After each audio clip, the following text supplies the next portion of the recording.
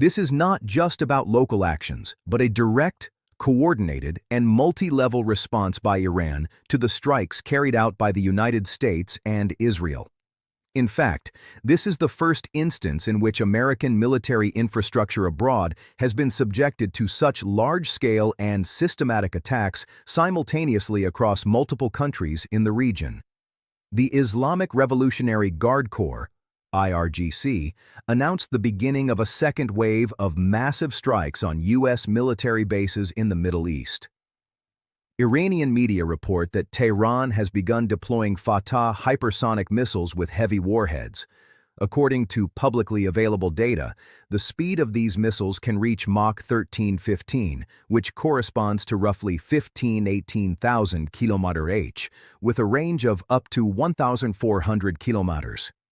This means we are talking about weapons that are extremely difficult to intercept even with modern missile defense systems. According to the Iranian Tasnim news agency, 14 American military bases in the Middle East were hit.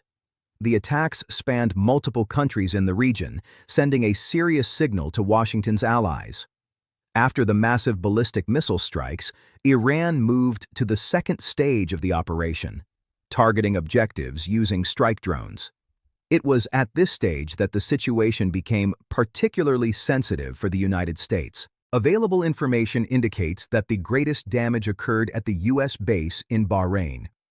German military analyst Julian Rupke reported a direct hit by an Iranian Shahed drone on U.S. naval assets. According to him, the strike targeted the combined command of Task Force 55 and the 50th Destroyer Cadre in the Juffair area. Essentially, one of the U.S. Navy command centers, responsible for coordinating American ships and destroyers in the region, was struck.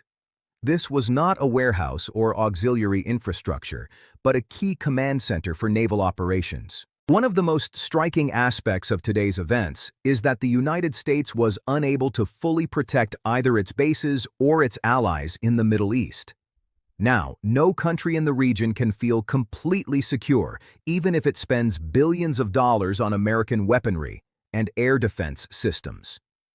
Recent events have shown that having expensive contracts with Washington does not guarantee protection in the event of a real conflict.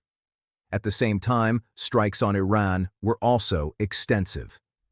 According to the Iranian Red Crescent, U.S. and Israeli airstrikes targeted 24 provinces across the country.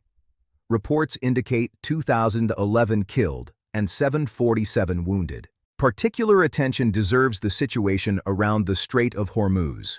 The commander of the Islamic Revolutionary Guard Corps stated in an interview with a television channel that the strait had been closed to shipping after the attacks on Iran. It is important to note that the IRGC does indeed have the technical capability to block the Strait of Hormuz. However, the claim that it has already been completely closed to all vessels currently appears exaggerated. Nevertheless, under such a tense situation, many shipping companies are unlikely to risk transporting oil through the strait, so in practice, its operation could be severely limited even without an official full closure.